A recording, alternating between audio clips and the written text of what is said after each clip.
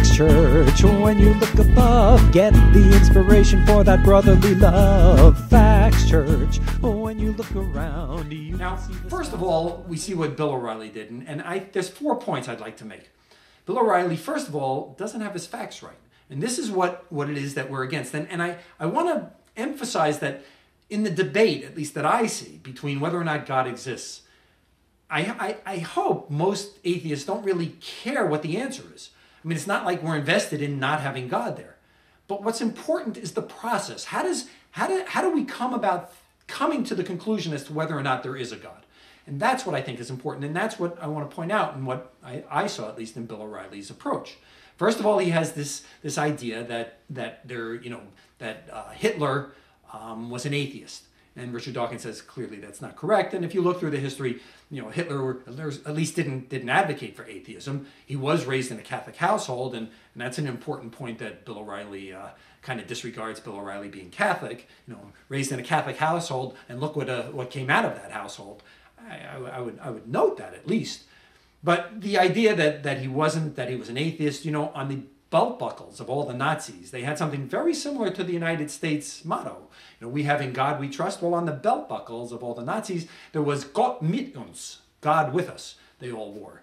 I don't think an atheist would put that on the belt buckles of all his troops. So I question certainly Bill O'Reilly's claim there. Again, getting your facts straight is a key point, and I think that many times people come to conclusions without first making sure their facts are correct. The second thing you saw that Bill O'Reilly did was this association.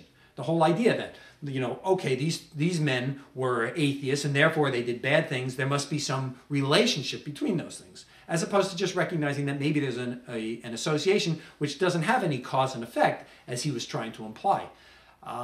Richard did a lovely job with that. He said, they both wear mustaches, and we don't say that people with mustaches are terrible people.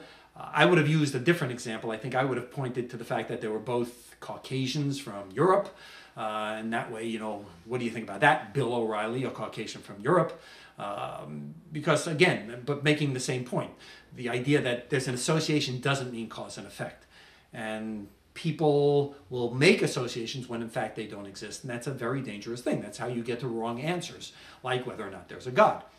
The third thing I think that's very important is the bias that you see there. Notice how Bill O'Reilly says, oh, well, yeah, we can talk about the Crusades and Osama bin Laden, Al-Qaeda, but, look, I don't want to talk about that. I'm going to talk, well, wait a second. If that's your point, all right, that yes, we can make these associations, it's not fair to just make the association in the way you want to make the association. If you're going to say, okay, this is the process we're going to use, we're going to see what people do bad things, then do it for everything. Yes, there is the Inquisition. Yes, there are the Crusades. Yes, there is Al-Qaeda.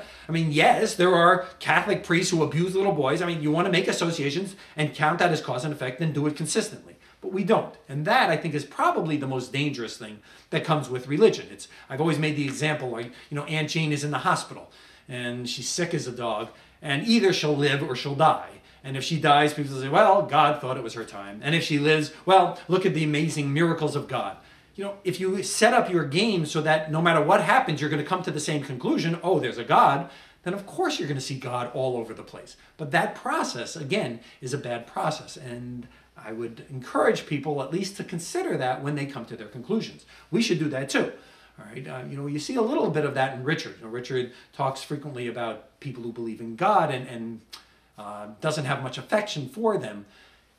I can come to understand that, there are very smart people who do this. There have to be reasons for it. And I would acknowledge that they're not using the processes that we generally use when we try to seek the truth. But I give them the benefit of the doubt that they're not doing this for any malicious purpose. They just are blinded for whatever reasons, and we should recognize that. We shouldn't come to the conclusion that they're bad people or stupid people or anything else to that degree. I think when we do that, we become somewhat short-sighted, like the people who believe in God think about us. And then, which leads me to the last idea, when Bill O'Reilly starts talking about, oh, look, these people are bad. And why are they bad? Because they're atheists, right? This applying this stigma to atheism. Again, we could make that same stigma using the other associations that I just mentioned. And that idea that we try to impart evil to certain types of people on the basis of race or religious belief or other things, I think that's wrong. I think that we have to step back and say, wait, is there really a relationship between those things, or are there certain people who we think are bad? I mean, certainly there are immoral atheists, just as there are immoral God believers and there's immoral anything. But there's also lovely people. And I hope that we all embrace the goodness of everyone. We can certainly have these discussions and try to make our points. I personally now no longer debate the existence of God. What I try to focus on are the processes, which leads us back to Blaise Pascal.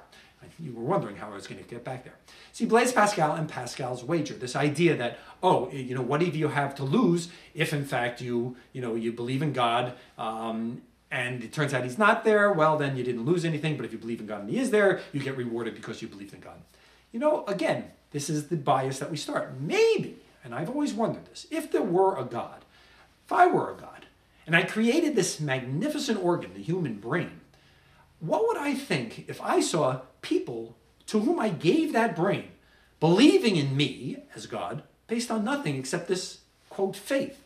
Not using these processes that this brain is capable of, not making sure that we don't make associations without being sure there is cause and effect, not being careful to the biases that we all have in our own minds. I don't know. I don't think I would reward those people. I'd reward the people who didn't believe in me, because as of now, I don't have enough evidence. I haven't given, being God, I haven't given humans enough evidence to believe in me, and I'd be very angry that in fact, they were believing me based on nothing. I would be an insult to my marvelous invention, the human brain. So, call it Newdow's wager, but it seems to me that whatever you have to lose, you may piss God off. So I would say question everything. Our first rule, as you know, here at Facts Church, don't get your facts wrong. Don't make associations and turn them into cause and effect when they are mere associations. Don't have bias, and make sure that you approach, challenge yourself. Say, well, wait a second. Am I in fact biasing my ideas towards where I want to go as opposed to where the facts lead us? And try not to stigmatize other people based on the fact that you don't agree with their approaches. Right? Try to convince them that your approach is right, but recognize that the fact that they don't adhere to your approach doesn't mean they're bad, doesn't mean you're better. We're all one and the same here, and I just hope we all have a great time. And again, we'll have some free think drink now. That's the end of my quote sermon here. We'll be having some more discussions, and I want to end with another song as we always end up. Thank you. Let's really try it, even if you don't buy it. It's worth taking at least a chance. We live, then we die, so the question is why not attempt to enrich and enhance the time we are passing? What's the point of amassing feelings that are as cold as ice? We sow, then we yield. Why not add to each field? Summer sun, let's have fun. Be nice.